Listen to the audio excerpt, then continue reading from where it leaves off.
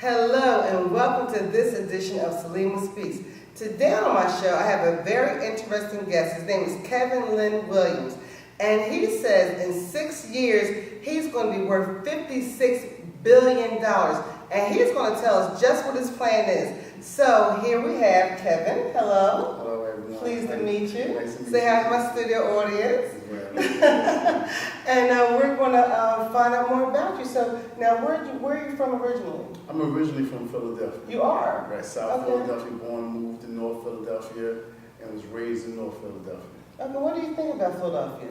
As a Philadelphia? I think Philadelphia is a thriving town. Right. We just have to work on a few pockets here and there, but Philadelphia is vibrant, Yeah. talent, enrichment. So much, exactly. Yes, we just have to dig deep and dig it out like gold mining or Right. diamond mining. There's Right. a lot of diamonds in this Philadelphia area. I love Diamonds in the Philadelphia. raw, exactly. Yes, yes. So tell me a little bit about yourself. Where'd you go to school? Well, actually, I went to school in North Philadelphia, a grade school called J Zoo at 17th and Thompson. J Zoo? J Zoo, yes. I've never heard of that. It means Jesus. And, Oh, okay. Was it Mayor- a private school? Private school, Okay. yes. Mayor Nutter deemed it the grade school of the future. Really? Yes, yes. It's So very it's good. still open and It's still running? open, yes. Okay. Like a lot of Catholic schools was closed down. Right. The community and former students saved it. Okay. And also donors that believe in Jesus. I'll have to look into that. I've never heard of that Yes, before. it's You can really tell me good more school. about that.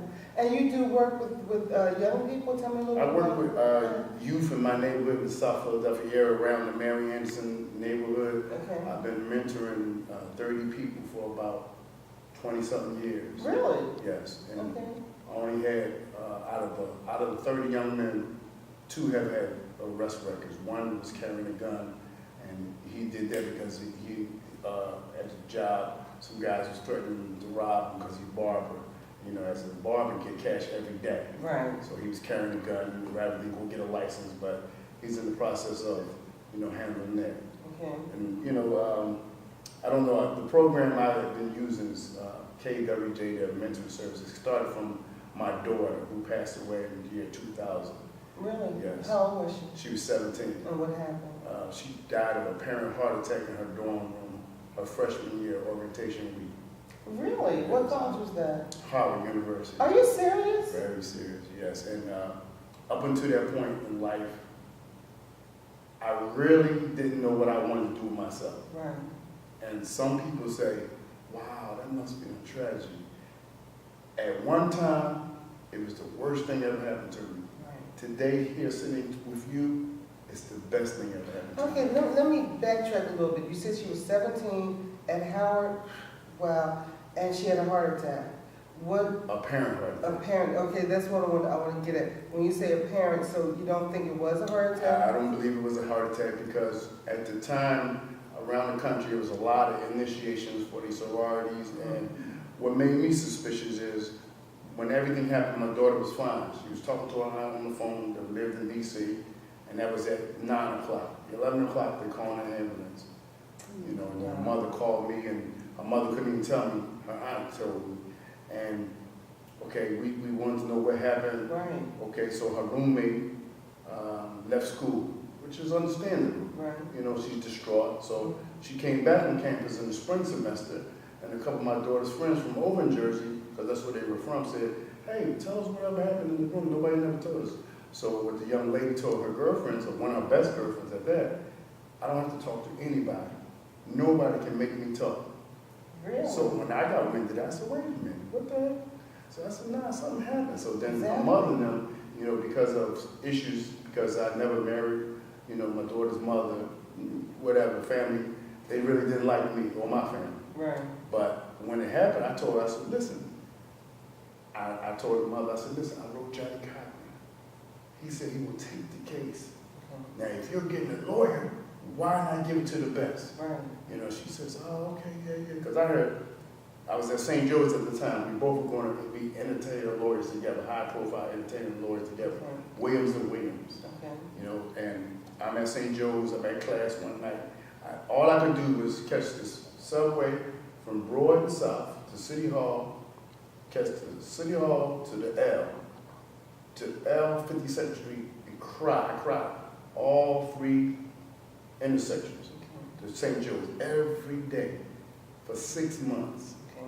I couldn't. So did Johnny Cochran take the case? He was in the process of taking the case, but what happened is, he had to deal with the case of the guy in North Philly where the police jumped over the police car to beat him up in North Philly, Right. and also he was handling at the time a case of where the police in New York stuck a plunger of a Haitian. Oh yeah, I remember. He was handling those too. He said, "I promise you, as soon as I'm finished those, I'm on it." Because he had did a case like that in New Jersey where a kid was apparently a drug dealer, and he was big time, and he was going to beat the case, but the police said he killed himself in a cell. And the mother said, "No, he didn't. I just talked to him." So he proved that they poisoned him. Okay. So he was going to handle that case. And then after he got finished both of those cases, unfortunately, they discovered brain cancer, and he passed away. Oh wow. Yeah, Okay. so I'm in the process of getting in touch with his. So you're still pursuing it? Yes. Okay. Yes. Because that's crazy when the young lady said that I don't have to talk to nobody. Right. And I said, well, why she won't say nothing? Nothing happened. If it's an accident, it's an accident. Exactly. Now you said that was the turned out to be the best thing. Tell me how that turned out to be Well, the best immediately thing. I was in class. I'm going to say this real fast. I was in class, and I was taking a feminine class. I was the only black male in this St. Joe's class. And what was the class? There was a feminine profile, an English course on writing. Okay. And I was the only black in the class, Okay. right? And I was, it was showing a film of a little young lady from Europe. She killed herself so her father could eat, because they had 4 kids. And if she didn't kill herself, she wanted her father to eat because she worked so hard. So she killed herself. And I cried profusely. Wait, so she killed herself so her father could eat? Yes. So I'm not understanding It was some kind of analogy that the teacher wanted us to learn about. Okay. So I cried, and the teacher after the class, she said, "I want to talk to you." And then she said, "Listen, not too many black men take this class." She said, "You're going to do well. You're getting in touch with your feminine side." I said, "Listen, I don't know how well I'm doing this class. I just lost my daughter." Right. "What do you mean?" So I told her the story, and she sent me to 3rd. Really? And the whole 5 years I was at St. Joe's, I was in 3rd. Okay. And I didn't just deal with the death of my daughter. I learned a lot about Kevin. Okay. I learned about it. Back then, it was in 2000, right? And if you would have said, "Kevin, I need you to sit over in that corner. Don't move," Right. Kevin would have did it. Okay. But this Kevin today has found his own confidence. I love who I am. Right. You know? See, I have a little problem when people say get in touch with your feminine side, because nowadays you see so many men that are homosexuals, they've gotten in touch with their feminine side and then some. That's So, right. I mean, I don't mind a man not getting in touch with their Exactly, feminine side, exactly. honestly. I think that some others always want you to get in touch with feminine side. I want a man to be a man. I want you to be understanding and caring. Exactly. But if you're not in touch with feminine side, as long as you treat me good, I'm good with that. But anyway, Right. so let's now your educational background. You did graduate high school. I graduated Roman Catholic Okay. at Boyd and Vine, and Okay. I went into the military for 8 years. Oh, did you? What Yes. branch? I didn't know I was in that. the Army. Okay. I was a And how was that supply sergeant. experience? Oh, as far as basketball-wise, because that's all I wanted to do, play basketball. Okay. I was able to play a career overseas, Germany, excel. Really? Now, how tall are you? I'm only 5'7". Yeah, so well, so when you say basketball, it's like, yeah, okay. A lot of people So, say, "You should have been playing football." I said, "Football didn't do me like that." so, but you were good at basketball. Loved it. Really? I watched it and I emulated it and I Okay. learned from it. In Germany, I taught myself how to shoot. Okay. Because when I was in Korea, the guy said, "You're not a good shooter." Da, da, da. So in Germany, I went out for the team when you travel all over Germany and play. Okay. They didn't let me play. So every day at practice, I would watch their guys and I would hear the coach tell them how to shoot, how to shoot. So the coach would say, "Every day you're here in practice like you." I said, "I'm going to teach myself how to play and I'm going to beat you guys." Okay. And we had the chance to play them in the regular season game. And everybody that played he picked, I killed that team. Really? By myself. Yes. Okay. And I was really happy. So that taught myself. Back then, I loved for basketball was always there. Okay. And up to date now, I'm in the process of my own sports management entertainment company. Okay. And And is that okay? So let's Go get ahead. into that. Now from the Army, you didn't go to college or anything. I know you said that you were interested in law. You and Yes. your fiance.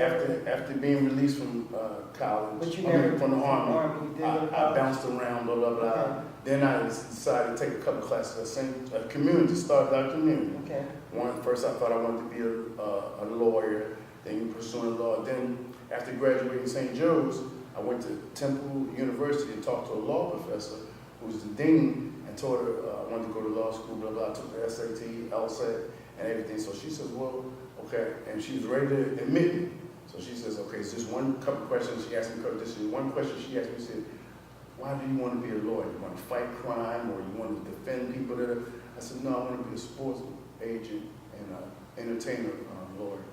She says, well, listen, you don't have to wait 3 years to do that. I already went 5 years at St. Joe's, 4 at community. I said, well, that... Oh, so you went to community 4 years and Yeah. went to 5? Okay. Part-time, Okay. night, lunchtime, Okay. whatever it took, Okay. you know? And I said, I don't want to do that no more. So she told me, so she showed me how to set my company up. That was back in 2005. Okay. And Les Brown says, he told a story about a Chinese bamboo tree. A Chinese bamboo tree is a nut. You plant in the ground. Right. For 5 years, you water it, you give it fertilizer, you see nothing. After 5 years, within 3 weeks, it grows 90 feet. Wow. And he likened that to the maturation system. You have to be mature and grown into something. Okay. And I once interviewed for a job, and the woman told me, I'm not going to give you the job. I said, what do you mean? She said, you're much qualified, but I see something bigger for you. She said, when you came in that door with that suit on, I seen something that said, coming soon. Wow. And with that, we're going to take a break right now, and we're going to come back in a few minutes, and he's going to tell us about this $56 billion plan. Be right back. Hello, and welcome back to Salima Speaks. I'm here with the $56 billion man, Kevin Lynn Williams, and he's going to tell us about his plan to be a billionaire and own a couple of sports teams and all that good stuff. So, welcome back, and tell me a little bit about this plan that you have. Okay, it all started when, back in 2006, I went to see Les Brown at a function that was given by the City of Philadelphia School District. Okay. And at the time, I was unhappy at my job because And what job was I that? was working for the City of Philadelphia. I was working for homeless children. Okay. I loved the job, but I didn't like the fact that I didn't have a say-so in decisions that was being made about our children. Okay. You know, and I thought that wasn't right. And I applied for a position, and they told me that you're a non-permanent city worker. You can't get promoted. I said, wait a minute, all these other people around me, less qualified, making stupid decisions. I said, this is not for me. So I went to the lecture looking for some answers, and Les Brown said, think of a number that you can live comfortably with, that you can take care of your family and whoever else you want to do, and anything you ever want to do, you can do it with. And I came up with $56 billion. Now, you know, come on, you can take more care of your family with much. Give me $1 million, okay? so $56 billion. I mean, come on, that's excess. The reason why I say $56 billion because some of it came from, I believe, some of my daughter's insight. Okay. Because she loved helping people. Right. And I want to be able to help out people, like when they had the thing in Haiti, Right. over in Africa. I want to be able to, like, I looked at Bill Gates. Bill Gates has a foundation. That's what him and his wife supposedly doing. Right. I don't know if it's true or not, but Right. I want to do it. Okay. I want to be able to go over there, see some kids that need some food, open up a school for them, and don't worry about it. You know That's what I mean? fantastic. So how do you plan to, and I know I see that you have The Secret there. I read The Secret also. Yes. So you have to believe in yourself and what you do. So tell us a little bit, do you have a plan? The plan is like, I want to help people reach their goals and dreams. Okay. Just like me and you talked, and you was telling me something about your show at the time that you said, Kevin, I want to do the show. I said, you will. Just got to believe. You got to see yourself interviewing people. Right. You know, and my way of helping people in sports and also in entertainment. Like recently, I was talking about 6 years ago was at a basketball game, and I seen this kid stretch. His name is Scoop Jardine, he played for Syracuse. Just yesterday, I found out he signed with the Charlotte Bobcats. And the way it works, the law of attraction gives you what you ask for. It's the universe, source, God, whatever your belief is. If you ask for it, all you have to do is ask, believe it, and then move out the way. You know, and my plan is, like, I've been able to reach out and you know, be in the right places at the right time, follow my intuition. Like, I give you an example. Excuse me, like the NBA draft just happened back in June.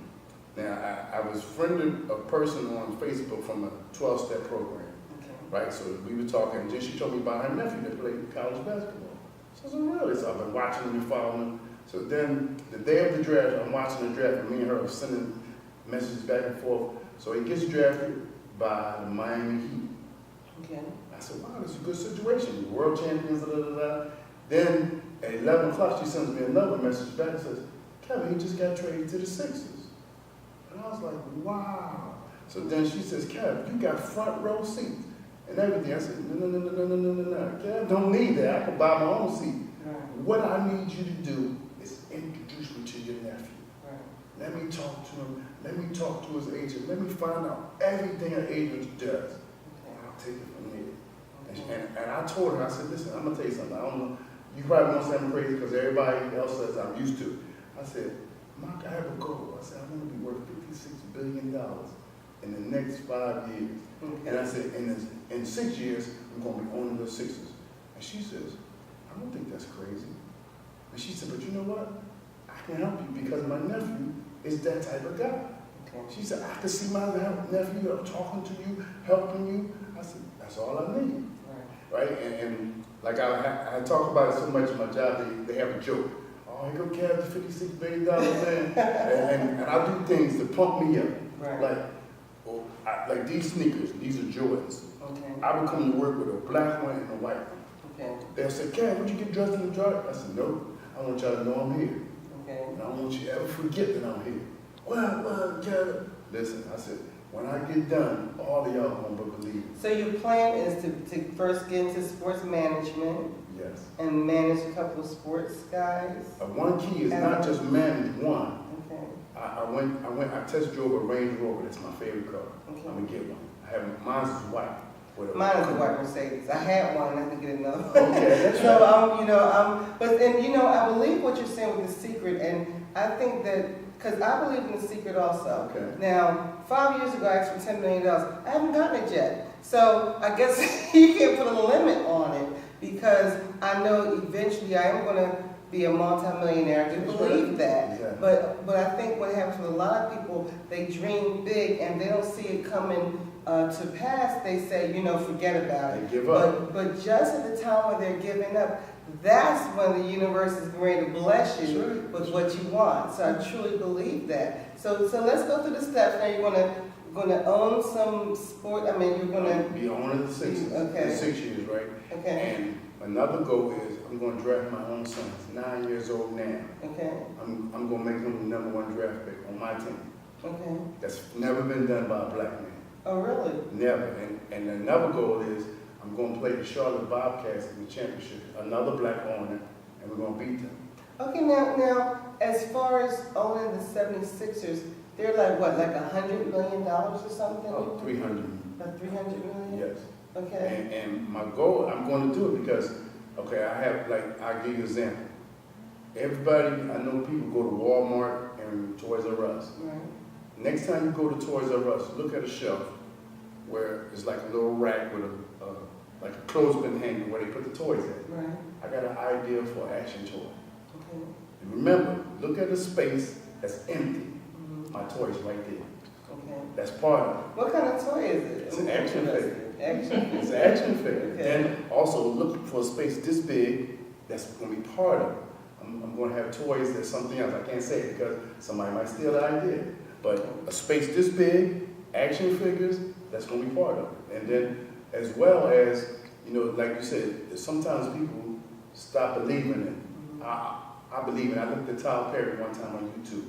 Tyler Perry he was homeless for 6 months. Sleeping in his car right now, exactly. And he said, what helped him, he said his dream started dreaming when he couldn't dream no more. Wow. You already got to see yourself doing it. Listen, I meditate and I take rides in my Range Rover.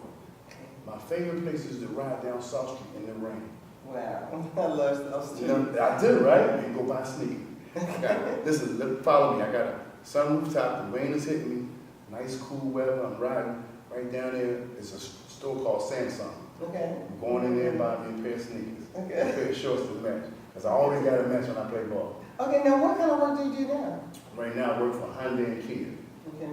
I process their cars for them, get them ready to go out to the dealership. Okay. And a lot of people say, how you going to get a Range Rover? You only make $12,000. Right. I said, that's none of my business. See, the universe says, all you have to do is want it and believe it. Lead a howl to the universe. And see, that's what I'm trying to get to. I'm trying to see which steps are you following. Like, okay, you work for a job now, you're making, you said $12 an hour. So where do you go from there to start your plan? I'm already action? doing it. See, because the best thing is, Zig Ziglar says, you be happy now. You don't wait. I'm not going to wait till I get $56 billion to get happy. Right. I'm happy now. And you know, some people, and I just put on Facebook, some people, they're happy Friday.